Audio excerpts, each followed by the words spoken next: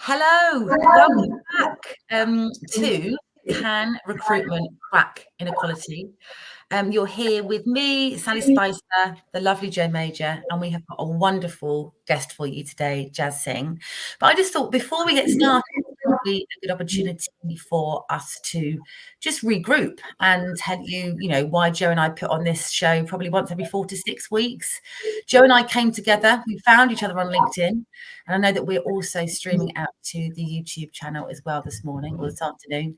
But we came together because we recognise, having worked in the recruitment industry, both of us for so long, the huge part recruiters play in levelling up the playing field, essentially.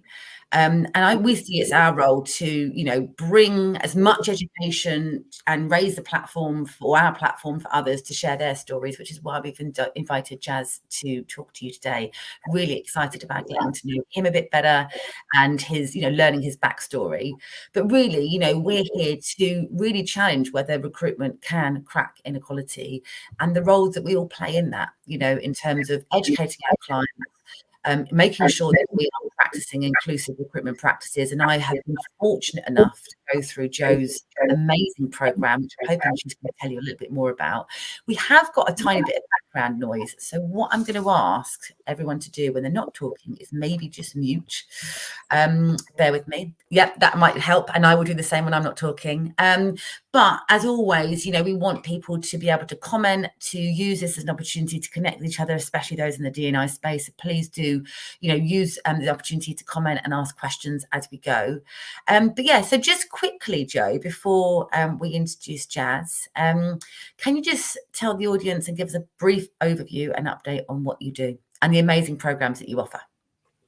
I will do, and then we're coming back to you with your news. So very, very quickly, we've been in the recruitment industry for 24 years this year. A recruiter on desk for 17 of those years, L&D global sales trainer, and then fell into the ED&I space. I now spend all of my time working with recruitment businesses and also internal talent teams and hiring managers to help them get to grips with ED&I in a way that makes sense to them. So my absolute focus is inclusive, accessible and equitable recruitment. And I've got a 6-month program, which I was privileged enough to work with you on and deliver in a previous company. I also do insight workshops as well, but my kind of whole piece is around, let's take the time, let's go through a deep dive program. Let's look at, all the processes and policies surrounding the recruit system. And let's not make it too complicated, but let's put together a plan of evolution and change.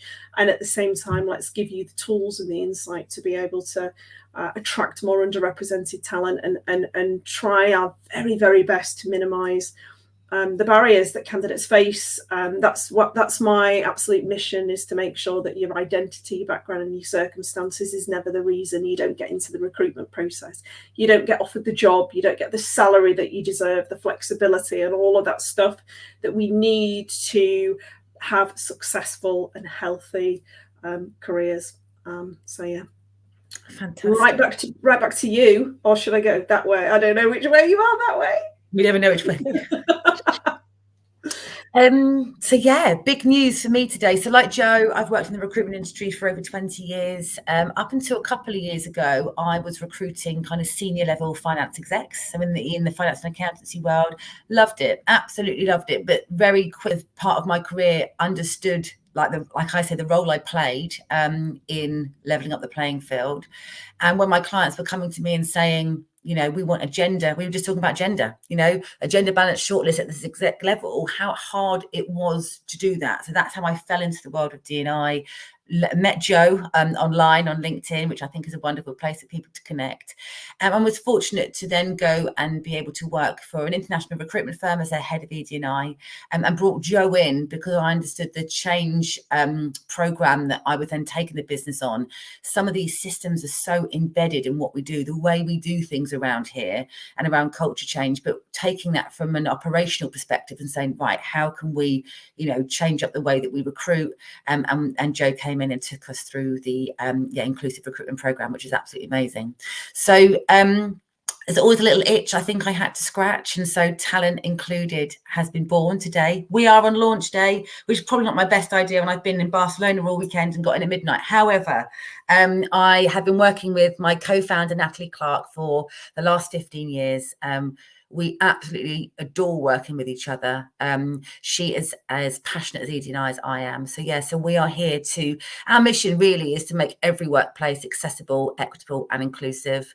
We're here to help other D&I leaders find their next role. We're also here from a consultancy perspective to help organisations who are all on very independent and individual journeys get to that next rung on the ladder. So we've created and curated consultancy services to help them to identify what type of ED&I leader they need within their business, because I believe, having also done the role myself, that everyone's going to need something slightly different, and so making sure that alignment is perfect. So so happy launch day, everyone, and thank you for everyone for your support so far on LinkedIn. But we're not here to talk about us, Jo. And I know that we both find that really, really embarrassing. So let's pass over. Well, in fact, you can do the intro because you and Jazz have known each other for a long time. Can you highlight what we're going to talk about today? Yeah, I can. And I'm really, really looking forward to this conversation. I'm going to let Jazz do the talking and intro himself and his work. And but I have had the absolute privilege and pleasure of hanging out with this incredible human being. Every time we have some kind of connection, whether it's in person or online or via WhatsApp, I'm learning things all the time about this particular space that Jazz is an expert in and a practitioner in. This whole piece around working with people who have been in the prison system, ex-offenders, or as I now use the term, returning citizens. And the learning journey, the unlearning and the learning has been absolutely fascinating, and I'm absolutely not there yet. But like I say, every interaction I'm learning something different. And I as a recruiter, I kind of didn't. I think I was even rusty on the legalities and the policies and all of that stuff. But I as an ED&I practitioner are not talking about returning citizens enough. I'm not going there with my clients and getting them to really consider this community as an untapped talent pool. And so, I'm not all of a sudden we're going to be training on that. That's Jazz's work, right? But it just seemed like something we needed to talk about on this platform. Around 1 in 6 of the UK population have a conviction. And that was something that just kind of I know people that have been in the prison system. I know people with criminal convictions. I know I've seen and witnessed the stuff that goes on from a hiring perspective around this topic, and the lack of information, the lack of insight and knowledge. And the stereotyping, the bias, and the prejudice and discrimination that's wrapped around this community, and really not understanding enough. So that's why I think it's so important that we start off this topic, because I know it's really, really broad. And I think we need to have a louder conversation about returning citizens. I think we need to, as recruiters, we need to get to grips with the absolute basics, especially when it comes to, what we should be doing, and understanding the terminology and understanding, the policies around. But I think ultimately this is a really untapped talent pool. And I'm going to stop there, and I'm going to hand the mic over to Jazz, because honestly, folks, heads are going to be spinning after the next half an hour. Jazz, you do the intros. It's over to you, my friend. Firstly, thank you very much, Jo and Sally, for that wonderful introduction. Firstly, Sally, may I congratulate you and Natalie on Talent Included. Well done. I'm looking forward to an amazing journey. And in the words of Jo, I'm in. Yeah. And Jo, thank you very much for your kind words just there. I'm with two super powerhouses, as I call it, when it comes to DEI space. I feel very privileged to be part of this conversation, a conversation that's very a lived experience for me. And I'll touch on that, on why it's very important to me. And I think what we're about to talk about is something that I call my purpose, and we're pulling on my purpose. But I'll give you a quick backstory on who I am for those that are not familiar. I'm the founder and CEO of Empowerability. And like you, Sally, I've got some news myself. It was announced this morning that I'm now the director of corporate as well at an amazing business called Unlocking Potential, which has been around for about 16 years, run by the amazing Gethin Jones. And those that don't know Gethin or Unlocking Potential's work, please do follow it, because it's very much linked into what we're talking about today. But equally, we're pivoting the business towards leadership and development programs, where both Gethin and we walk our talk. And so we're looking forward to that journey as well. With regards to myself, I started off in East London in 1971. For those that are good at maths, I'm 52 now. And I grew up in East London when it was more of a slum than sexy, and it was more brutal than bougie. So it's a completely different landscape back then. I grew up in an environment where there was a lot of domestic violence, a lot of trauma, and a lot of I wouldn't say it was a broken childhood by many ways, but I did have an amazing mother. School was my safe space. It was the only place where I really thrived and I felt comfortable. And as a result, I was the first in my family line to go on and get a degree. And my ambition was to be a barrister. I graduated in '93 when Stephen Lawrence, unfortunately, was murdered, and I wanted to be a human rights barrister. I didn't get into bar school. I was told in no uncertain terms I wouldn't make it, because I was 5'0" in height. I'm 5'8" with my hair up. And I didn't speak the Queen's English back then, so I was a lot more Del Boy. I learned to speak a little bit better, but the bit that I couldn't change was my colour, because I was told that I wouldn't make it in law because of the colour of my skin. I then gave my mum my law degree. I said, "Mum, it took me 22 very hard years to get you that piece of paper.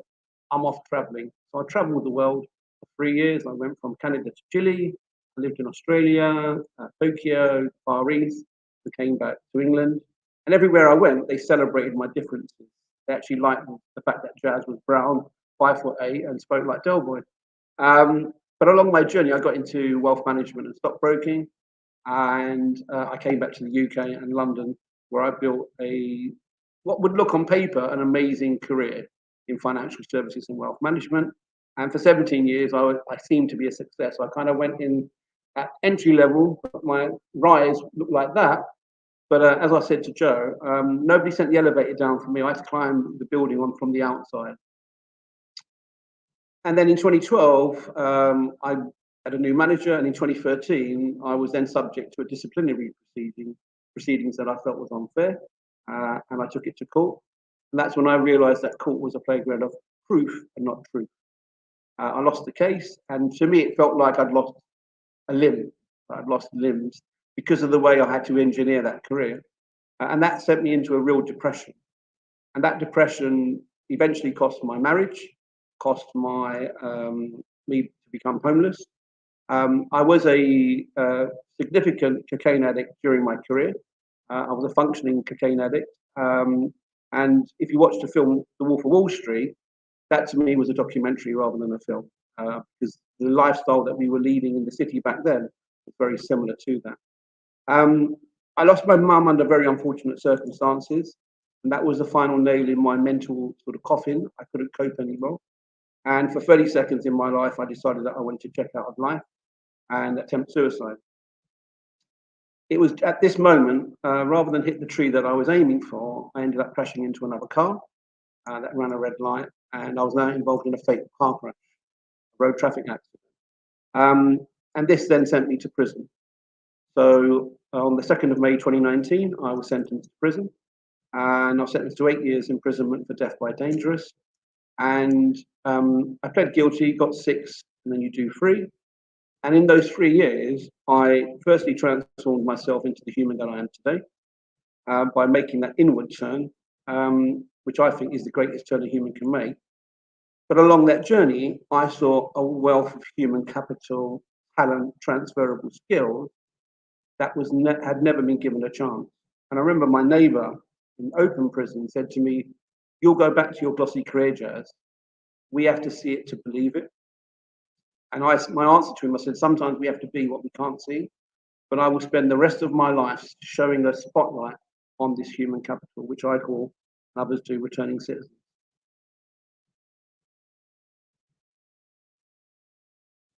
That is such an inspiring story. It really is. And I'm just so sorry that you've had to experience all of that. I mean, from my perspective, is it made me the best version of a human that I am. I carry the remorse for my offence, and I'll carry it into the next 10 dominions of my life. And I use the analogy that I've created about 10 trillion pounds of a karmic debt in this lifetime. And no matter what I do, I always drop a fiver down at the end of the week. It's insignificant, but to me, it's the only way, which is why when I talk about the returning citizens community, if I can get the world to see them as talent and as, skills, capital, hidden skills economy, it will enable less victims to be created, and society will live in more peace. And that's my number one ambition, because that's the only way I will actually be able to not erase what I've done, but to live with it, have peace with it. Absolutely. So talk to us about empowerability then. Talk to us about the forming of it and the impact that you have on a daily basis. Empowerability was something that I'd been thinking about in prison. And in October of last year, I got the domain name and started the business. I incorporated it in January of this year. But I was kind of working behind the scenes and almost sort of, I would say, checking the water temperature in the pool. I didn't just dive straight in. And I did an amazing event with 100% Human at Work and the Virgin Unite organisation, part of Virgin Group, where I spoke with a panel alongside Holly Branson. And I really saw then that there is some global interest in the returning citizens community. And it wasn't just lip service. There's been a lot of what I call prison washing. A lot of people do that. And generally what tends to happen is that we get the entry-level roles, or what I call the roles that the cleaners, the janitors, those sort of roles. And I'm not knocking any of those roles, because everybody has a place in those roles. But we need to raise our aspirations on what a returning citizen can do. And to do that, we've got to shift the focus. And empowerability is that I believe we all have a hidden talent. We all have a gift for the world. Some people call it your purpose. It took me a long time to find my purpose, but I'm living in it. So to me, I no longer work. I just follow what I love doing. So empowerability is unlocking our own hidden ability. We're made from stardust. So the logo is 2 stars. The outer star, which is what we think we should do, and the inner star, which is our purpose. It's incredible, absolutely incredible. So do you work with corporate organisations? Do you work with returning citizens themselves? Are you the bridge between the two? Tell us about the work that you do. So I go into prisons and I talk to the returning citizens directly. I talk to corporates about how they can bridge that journey towards a more of an advocacy sort of consultancy role, because there's a lot of fear, a lot of darkness about what is a returning citizen. There's a sort of tabloid image of what a ex-offender, the previous term, used. But equally, we kind of set people up to fail. And I think we're very good at that in this country, that we want people not necessarily always to succeed. We don't have that, what I call that honest equilibrium of endeavour, where we go, actually, I'm going to support you until it works. And so what empowerability does is that we go in and start narrating the journey. What is the risk assessment? I took a bunch of corporates into an open prison recently, and something the governor said stuck in my mind. And what he said was, I know exactly what the returning citizen had for dinner last night. That's how much intel and data grip I've got on that individual. And most employers don't know that. So when it comes to sort of risk assessment, it's about articulating how much process there is in keeping everybody safe, rather than saying we're just getting these humans out of sort of cages and bars and bringing them straight into community. There's a lot of work that goes on. And equally, is as a society, it's empowerability's role, I believe, social duty, to start narrating, well, if they're being punished and rehabilitated, why can't we press that control-alt-delete button in our own minds about letting them in? Joe, I could hear you come off mute then. Yeah, no, I was just thinking about like what you were saying there, that this piece around, you know, there is a misconception, there's a lot of miseducation. The mainstream media play a massive role in creating this storytelling piece for us that's not reflective. And you know, this is I think it's ingrained, isn't it, in some people, you know, this misinformation. And I think when I was speaking with Jazz about his circumstances and how he carried out his sentence, I realised how misinformed I was about how that the prison service process community actually works. And I think what I was going to ask Jazz was, you know, when you were talking to me about where you spent your sentence and how you actually went to work every day, you know, you weren't just, you know, taken out of society and was, you know, sat in your cell for 22 hours. You were, a functioning employee. So for me, that was the most kind of like fascinating part of it. So can you share that piece with the audience? Yeah, absolutely. So my initial sentence, I was sentenced to go to Pentonville in North London by King's Cross. Pentonville is a 220-year-old prison. It was the first prison built for rehabilitation. And when I got there, I was so green and I didn't have what I call a prison IQ.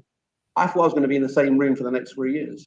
And I convinced my mind that I was going to be in this Victorian brick tube cell. And if you can imagine a cell, I'll use a chap called David Shipley's beautiful analogy. A cell is the same size as a car park space. And inside that car park space is bunk bed, where 2 adults live, a toilet, a little area to eat on, and a little area for your clothes. And 2 humans will live in that car park space. So it's a very intense, intimate space. But once somebody said to me, you can go to a C cat. So I was in a B cat. So the categories of prisoner: A cat, which is maximum security; B cat is local or remand; C cat is a resettlement; and D cat is an open. So there is like a pyramid structure to prison. And I came in at entry level. And once I knew there was a C cat, I thought, well, how do you get there? And somebody told me. So I went, okay, you have to behave, and then asked to be shipped out. I then got moved to HMP Onley in Rugby. And then lockdown happened. So I was in prison during the pandemic. And then in March 20, the prison system shut down. So they pretty much said, there's no way of you moving out of this prison because of lockdown. And we didn't know when it was going to be lifted. And I had to sit in a prison cell or look at a door that I had no control over when it opened. There was no handle for me to open it. And I had to build a future from the other side of a door that I had no control when it opened. And I was staring at a locked door, but I had to build a future from the other side. So I started to manifest me moving to an open prison, and I got to an open prison at HMP Stamford Hill within 16 months of my sentence. The lockdown slowed me down. So the vast majority of my sentence, because I was deemed to be no risk to the community, I spent in open conditions. So out of 36 months, I spent 20 months in open conditions. And once lockdown lifted, I then spent 11 months working out. So I used to get a train from Sittingbourne into London Cannon Street. I used to work at number 1 Portree, which is a WeWork office, where I was selling IT courses. I was having coffee at the usual spots in and around the city and living in North. So I was mingling with the community, although I had 11 months of my custodial sentence to be served. And every day, around 1,000 people leave open prisons to go and work for companies like Timpson's, like Next, like Greg's, DHL, so lots of organizations and lots of independent and smaller boutique businesses. So there is this movement in and out of prison on a regular basis. That's fascinating. And in terms of, is it paid employment? It can be a combination of paid, or it could be a combination of what we call internships or learning. In my case, it was paid employment. And then part of that payment, also 40% of the money that I earn goes to the Victim Levy Fund. So again, it has a societal benefit. And it's designed to enable people to resettle back into the community where they've got some money behind them, they can go and rent their own place. Like in my own example, I could leave prison and then rent my own flat. So I'd started that resettlement story. And equally, it's a chance for people to convert from what we call prison mindset into community mindset. So you can take those incremental steps into resettling. It's a very, very important part of the process. Sadly, it's the tip of the pyramid. So out of a population of around 90,000, there's only 5,000 open spaces. What we need to see is those open spaces, rather than building new prisons, we need to be a bit more acute and start building more open prisons so we can start releasing that funnel that we currently have in the system. Absolutely. Yeah, no, absolutely. And in terms of, taking this back to kind of a recruitment perspective, because Joe and I are always trying to make enable these sessions so people can kind of walk away with kind of tangible things or knowledge that they can impart on their teams. What are the current rules on spent and unspent convictions? Well, the rules changed in October last year. Okay. And they're still a little bit opaque, but the general, it's a bit like law. The general sort of rule on spent and unspent is a spent conviction or caution means it won't show up on a basic DBS check. That's the first thing. It will only show up on a standard or enhanced DBS check. Okay. And when you're applying for a job, if it's spent, you don't need to disclose it. And for it to be spent, it needs to be linked to your sentence. And when it comes to the DBS checks, if it's spent, we don't need to worry about it. But in the case that you should tell the employer, depending on the role that you're doing. So part of some of the roles that you might be doing, let's say you're working with children or you're working with vulnerable people, then you should disclose that to your employer because it will come up on the enhanced. Now, unspent convictions are ones that will show up on a basic DBS check, and you have to disclose it to your employer if you're asked to, as it may be a criminal offence depending on your offence if you don't disclose it. But you don't have to disclose it if you're not asked. Now, what tends to happen is that people generally get to or have to answer the question later in the interview process. Or what you will find is lots of employers have a barrier where they ask that at outset. So it's a real deterrent in people returning citizens applying for the roles. And then with regards to the actual timelines for spent or unspent, as I said, it's linked to your sentence.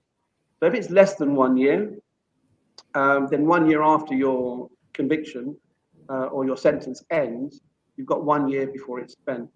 If it's between 1 and 4 years, then 4 years after your sentence is finished, the sentence will be spent. And if it's more than 7 years, then you have to wait 7 years after the conviction. Now, on the 7 years one, there are some exceptions where convictions will never be spent. So they are serious violent ones, sexual offences, terrorist offences. And there is quite a long list on that. And that's why I think it's a little bit opaque. But for me, the question really is, it's not on the spent or unspent, it's on the human capital. Because even if someone's got a conviction that will never be spent, they may have committed the offence 15, 20 years ago. They're not going to be the same human they were 15, 20 years ago, either on their level of thinking, their level of consciousness, because they would have had that deep period of introspection.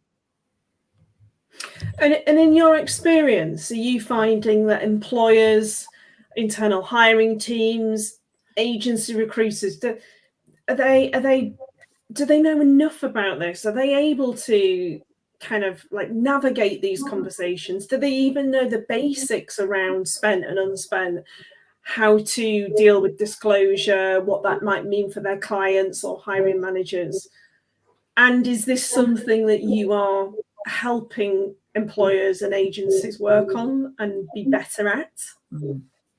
Absolutely. I think the first element is, and we talk about it quite a lot, is bias. As soon as you say the word ex-offender, prison leaver, whatever terminology you want to use, straight away you get these light bulbs. They can't be trusted.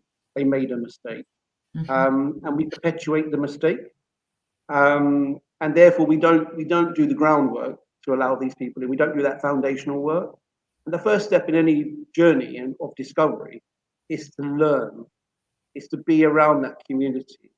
So when it comes to hiring managers, I think at the higher level, at sort of C-suite or senior leadership, there is that clarity of thought. We can afford to have 1 or 2 people from the returning citizens community in the business. It's not going to be a reputational risk.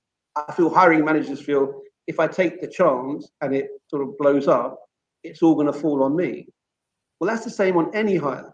Mm-hmm. It's a flip of the coin, whether it works or it doesn't work. But we amplify, we put emotional charge on that decision because it is a returning citizen.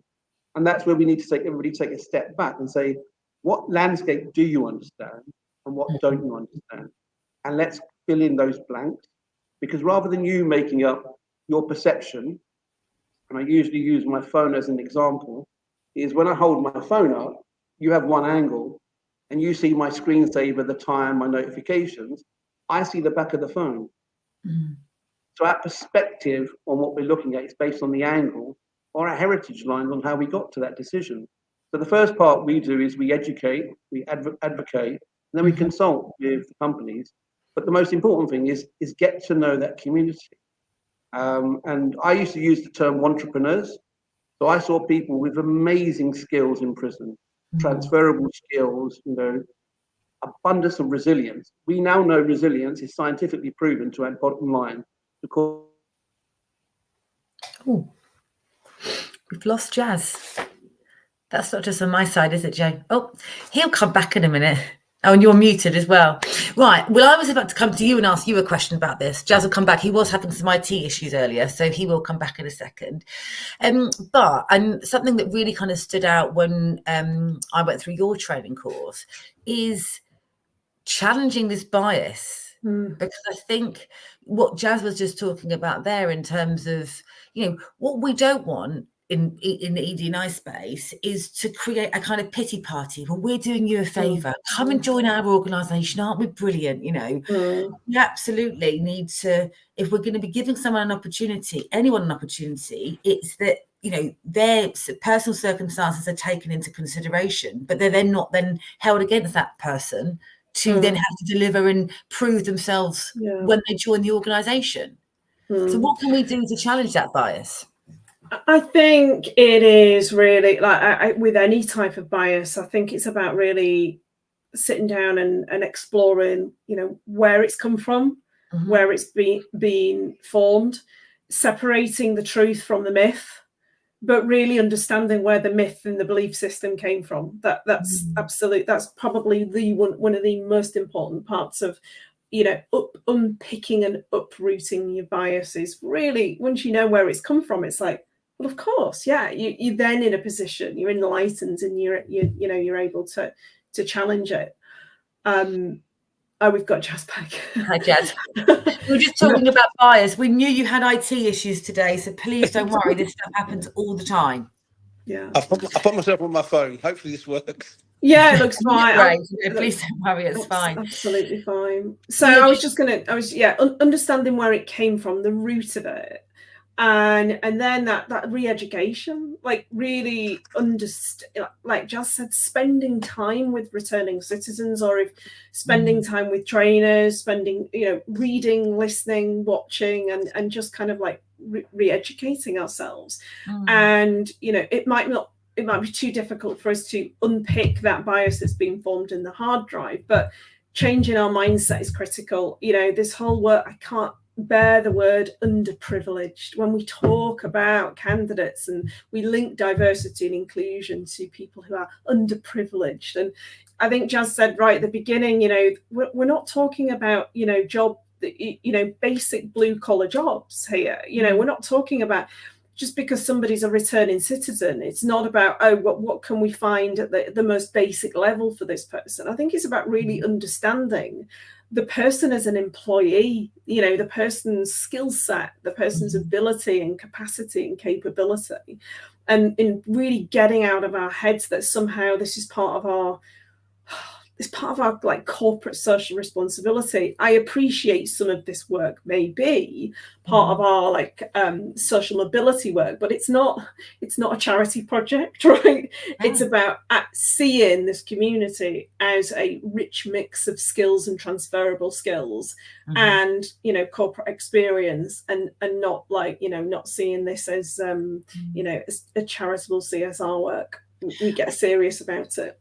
I think you've absolutely hit it on the nail on the head there. You know, so many individuals throughout their career retrain, you know, want to take a change in direction. I mean, Jazz used to work in the kind of wealth management world, and, you know, and I appreciate your circumstances probably led you down a different path, but, you know, we're giving the opportunity to reinvent ourselves all the time. Why should that change because you've been in prison? I feel the biggest element is that stigma piece. Yeah. I think as a society, we really tattoo returning citizens as they made a mistake. They literally, as I said, can't be trusted. But what they don't recognise is the amount of inner work, both individually is done, but equally what's done through the prison system. So part of you'll have a sentence plan where you have to hit certain markers to progress through the system. It's very rare that you're going to go through a prison sentence and show no signs of remorse, restorative sort of thinking in your own mindset. But just talking about some of the talent that is in prison that I came across, I know people that have left prison and now run their own business in the airline industry. I know people that are CEOs of social enterprises. I know one chap that got a first-class degree. So we talked about people going to work. There's lots of men and women that go to university. And I know one chap that got a first-class degree at Westminster University, and now runs his own green solar energy business in Oxford, running up and down the country, making the country greener. We don't hear about those success stories. Yeah. So my first question is, why not? Why do we only hear about the failures? Because that supports the narrative that these people can't be trusted. There is a huge transferable skill bank that we're overlooking because we see them as, well, once they've made the mistake, they're always going to make the mistake. And as I said, there's a very fine line between being on the right side of the law, the wrong side of the law. And I say quite openly, is if we're not trying to be part of the solution, then are we vicariously contributing to the problem of the almost 67% reoffending rate that occurs? Because when you send somebody out of prison with a £47 discharge amount of money and nowhere to live, we're creating vulnerable adults. Yeah, absolutely. Absolutely. That have been ostracized from society and haven't then got that support network outside. Because you'd argue that actually you've got that support and that opportunity to rehabilitate once you're in prison. But then when you're outside of that system, yeah, what support have you got? And as I said, it's that perception people have. So society needs to do what I say. Society needs to rehabilitate its mind on what a returning citizen is, because when the judge puts the hammer down and says, you know, take them down, it's to be punished and rehabilitated. Now, the individual will only be released if they're rehabilitated, and the punishment must stop at the gate. It must not continue when you go through the gate. And in more cases than not, it absolutely does.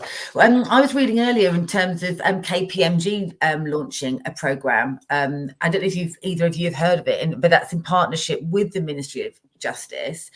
And, you know, we know within the D&I world that partnerships are so important. There has to be partnerships in order to kind of progress the work that we do and to raise, you know, and show allyship for, you know, underrepresented groups. But I thought it was really interesting that KPMG took a stand on this, because you're right, in terms of that corporate setting, there are so many skills. I mean, how many businesses are out there are, you know, talking about this war for talent, but they're not actually, you know, trying to look in different places to try and attract the talent that they need?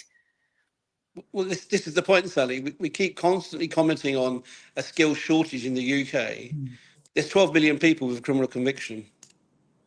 Yeah, that's a huge potential talent pool. There must be some talent in there. And we've got to remove that stereotype that a returning citizen is unskilled or unreliable or has a poor work ethic. I had 11 roles in prison before I got released to my sort of work at Cannon Street. And that varied from being an editor of a prison magazine. So I learned how to be creative. I was a call center manager. So I managed a call center on behalf of some very big utility companies that are out there that tap into the sort of prison talent. I was the mail delivery man. I was prison council chairperson twice. And I won the High Sheriff of Kent award. So there was a lot going on in the background. I think what really people need to look at is remove that misinformation and start getting their information from reliable sources rather than some of the newspapers or agencies out there. Yeah, absolutely. Yeah, I couldn't agree more with that. You know, this misconception, misinformation, it's wrapped around nearly every single marginalized community in society, isn't it? And what always interests me most especially about this topic, is the distance that people put between themselves and returning citizens, rather than actually just sitting with it for a minute and thinking about how many of us are closer to that community than we actually think we are. I mean, you know, you just have to reflect on your social, your work situations, you know, things that you've been part of, things that you've witnessed. You know, criminal activity goes on all the time in all areas of society. You know, I'll always be like, you know, let's not be looking at the prisons, and let's be looking at the city. Might be controversial, but you know, where not all crooks are crooks, probably a bad word, but not all people that break the law are in prison, right?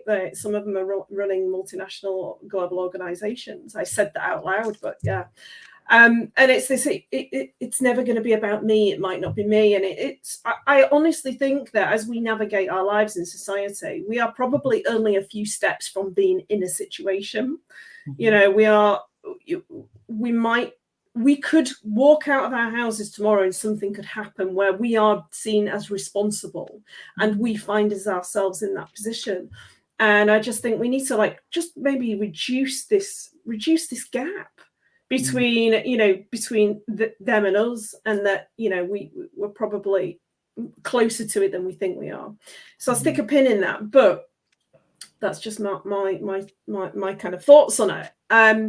But as a recruiter, yes, we can get our heads around the legal stuff and the policy stuff, and what we need to do when people disclose, and how we ask and navigate those conversations between candidates and clients. But what other steps can we take proactively to break down the barriers that people that have got criminal convictions or spent time in prison face? What could I do as a recruiter, Jazz? Well, I think, the very first step, and it's quite an easy one, is ban the box. So stop asking the question at sort of entry level or entry point of you going through the recruitment sort of cycle. And then, offer second chance programs. Take a lead. Rather than wait for other people to lead the way for you, be a beacon of possibility. Be that organisation that says, actually, no, we believe in this human capital. So start offering and establish your own opportunity pool for people that have convictions. Then look at training and support for your own team, because there is this fear, that, we may get, let's say, a sex offender. Now, again, everything is risk assessed in prison. If you're in the community, you would have shown markers that you're safe to be in the community. But just on sex offenders, there is a spectrum. You've got the serial rapists who probably wouldn't be allowed out of prison, to be honest. But you've also got this, and I'll use the example of a 16-year-old boy having sex with his 15-year-old girlfriend because he thought she was overage. And the parents find out. They report him. He's now a sexual offender on the register, and he could be charged for statutory rape.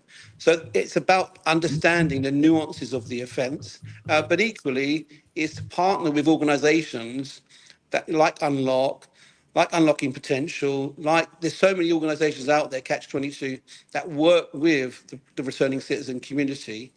And then also speak to the prisons in your area, find out what they're up to, get to know the governors, the employment advisory boards. In each prison has its own employment hub, and start focusing on skills and potential of returning citizens.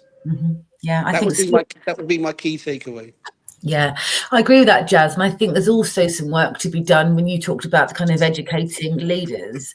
I think some leaders, and myself included in this up until a couple of years ago, felt really ill-equipped to hire anyone who was different from, and I say don't mean different, I mean different from me, you know.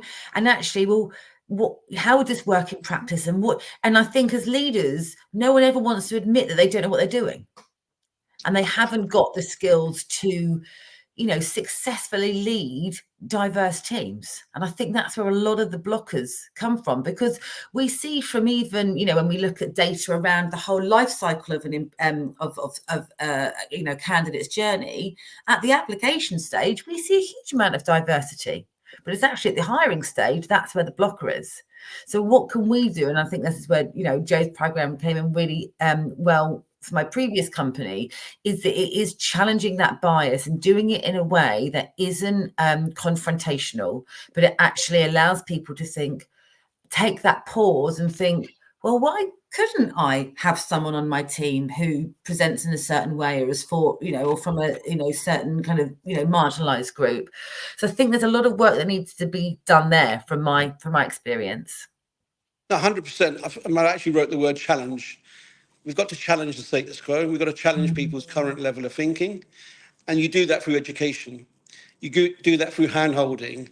You do that through insightful, where you say, actually, there is another way of doing this. And the work that has to be done by everybody is to ask the question, why don't we have this community within our workforces? You know, what has stopped us in the past? And then, you know, they may have had some success stories and some failures. What did they learn from the failure? And I'll use another analogy from Geffen, is we're equally the teacher and the pupil. You know, we don't know all the answers, you know, and when we don't, we raise our hands, and sometimes we can then share our insights and learnings to other companies. You mentioned KPMG earlier, Sally. In America, they were much more advanced on second chance hiring than we are here in the UK. JP Morgan have made a declaration that 10% of their workforce by 2030 will come from the returning citizen community. Wow, that's incredible. Yeah. And there was a case in either North or South Carolina, where a lady who has returned from incarceration has made it a protected characteristic, that being a returning citizen is a protected characteristic. So we've got a lot of work to catch up on, but these are the sort of initiatives that we need to be starting to think about. Yeah, absolutely. And the role that we all play in that, you know, we all play a role. Because you're right, Joe, sorry, just to the point you make, this could be any of us tomorrow, you know? And if you're on the wrong side of it, you know, who's going to be there advocating for you? Yeah, and this kind of like ties into what I was going to ask, actually. I've just been thinking about this now, you know, this what role does an employer play in supporting an employee who may have been convicted of an offence, may have gone into the prison system?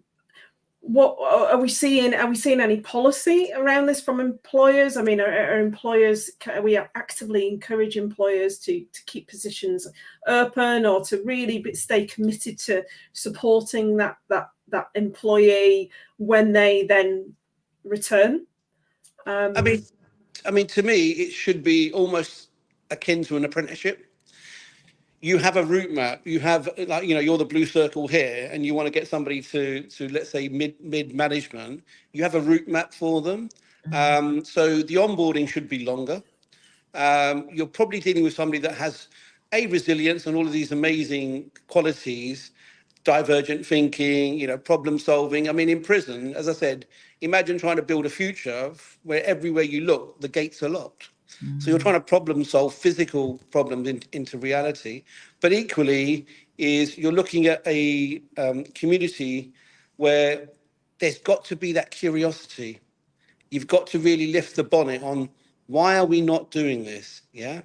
Once we can start answering those questions and articulate that, we can then signpost ourselves to say, right, we need a longer onboarding process. We need to get X, Y, Z in place. There might be a buffer of tolerance we need to instill into the process, because we want this to work. We don't want this to fail. And if that's your intention at outset, you can start bringing yourself towards that intention. Yeah, absolutely.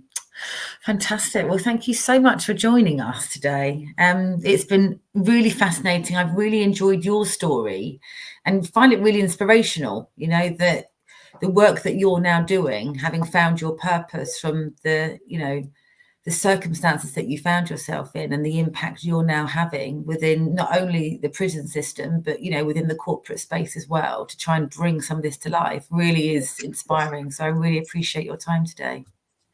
Now, thank you, Sally, and thank you, Joe, for the very kind invitation. And also the platform is we have to do more than we're currently doing, not just on returning citizen, but on literally the DEI space in its entirety. Yeah. We've And got to lean in more. I think you're absolutely right. And I think, you know, from a personal perspective, sometimes the D&I world can be quite overwhelming, you know, in terms of, right, what do we do? How do we do it? How do we embed this change? You know, how can we get buy-in from organizations? And I think sometimes we try to do a bit of everything, but don't really get anywhere. But actually, if we took took a decision to say, right, we are really going to focus on the returning citizen community for the next 3 years. Let's really double down on it. So I think once you've got a blueprint, if you think you're taking an organization through that change journey, once you've got a blueprint of, do you know what, we did this, we doubled down and we got it right, you can then start thinking about, you know, other kind of marginalized groups, other protected characteristics. But I think having some intent and having some, that's where you get impact, isn't it? Having the intent, following it through is where you get the impact. Sally, if you want to have that eureka moment in the DEI space, get the returning citizens community sort of working well, because you have the richest diversity in that cohort. Like, you have everything from neurodiversity to disability to mental health to, you know, ethnicity, sexual expression, etc., etc., etc. It covers everything. That river runs deep in all of those. That's going to be my key takeaway from this, Jazz. Thank you so much. Joe, I'll let you close. But like I said, Jazz, thank you so much for your time. I think this conversation is just like scratching the surface, isn't it, on this topic? It's an interesting one because it's, you know, I'll be fully transparent. It's one that I feel a bit clunky around, you know.